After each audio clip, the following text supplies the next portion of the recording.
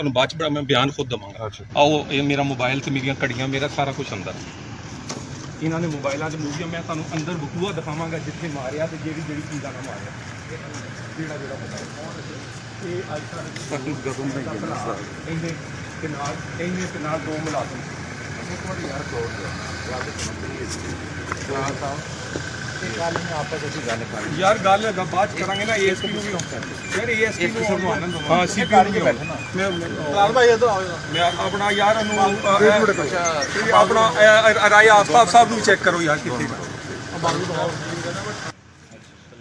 जो साहब जरा बाजू दिखाओ आप की करके सर ये मैटर क्या हुआ? मुझे इन्होंने बुलाया एक मिनट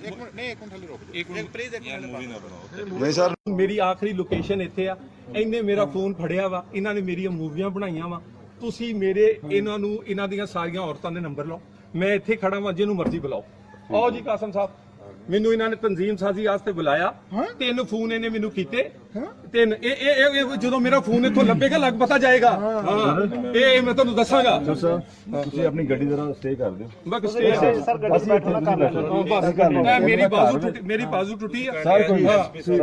ਐਸਪੀ ਸਾਹਿਬ ਨੂੰ ਬੁਲਾ ਲਓ ਸੁਹੇਲ ਚੌਧਰੀ ਸਾਹਿਬ ਨੂੰ ਕਹੋ ਕਿ ਰਾਏ ਸਾਹਿਬ ਜਲਦੀ ਜਨਾਬ ਨੂੰ ਇੱਥੇ ਪਹੁੰਚਣਾ ਪੈਣਾ ਹਾਂ ਤਲਾਲ ਚੌਧਰੀ ਨਾਲ ਵਕੂਆ ਹਾਂਜੀ ਇੱਥੇ ਸਰ ਮਸਲਾ ਬਣਿਆ ਜ਼ਰਾ ਹਾਈ ਲੈਵਲ ਦਾ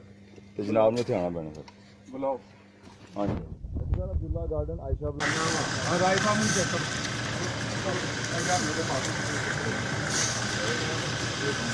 एक बीमा के हमारे ड्राइवर ने बीमा होता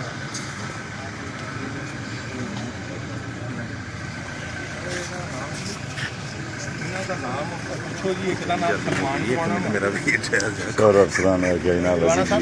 कुछ आई हो तेरी जेब पर नहीं यार